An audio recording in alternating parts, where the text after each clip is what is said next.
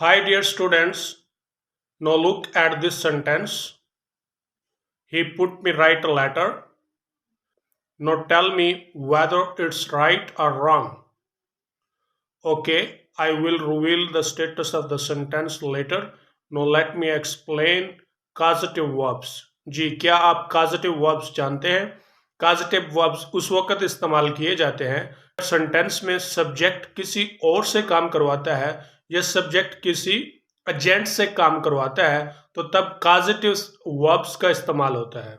या आप ऐसे कह लें कि उर्दू के ऐसे फिक्रे जिनमें सब्जेक्ट किसी एजेंट या किसी और से काम करवाता है, तो उनको ट्रांसलेट करने के लिए हम कॉजेटिव वर्ब्स का इस्तेमाल करते हैं।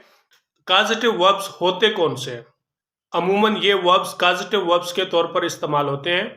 Cause, help, force, have, get. अब हम कॉजेटिव वर्ब मेक के बारे में पढ़ते हैं। मेक कॉजेटिव वर्ब है और ये उस वक्त इस्तेमाल किया जाता है जब आप किसी एजेंट से काम करवाते हैं और उस एजेंट के बारे में आपको इल्म हो, या आप जिससे काम करवा रहे हैं उसके बारे में आपको इल्म हो, उस वक्त वर्ब मेक जो है ना बतौर एक पॉजिटिव वर्ब इस्तेमाल किया जाता है।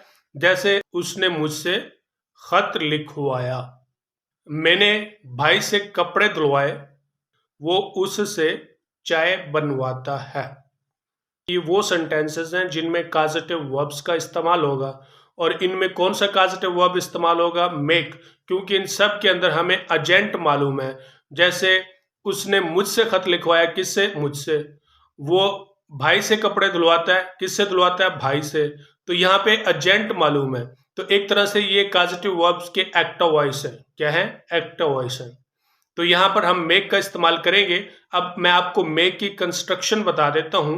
मेक की कंस्ट्रक्शन ये है कि आप सब्जेक्ट लगाएंगे, सब्जेक्ट के बाद टेंस के हिसाब से मेक की फॉर्म लगाएंगे, उसके बाद ऑब्जेक्ट आएगा, यानी जो एजेंट होगा जिससे आप काम करवा रहे हैं, ऑब्जेक्ट लगाएंगे। और ऑब्जेक्ट के बाद आप हमेशा हमेशा बेस फॉर्म ऑफ वर्ब लगाएंगे। आपने कोई और फॉर्म नहीं लगानी, ना इन्फिनेटिव लगाना है, ना आपने पास्ट पार्टिसिपल या प्रेजेंट पार्टिसिपल में से कोई भी नहीं लगाना।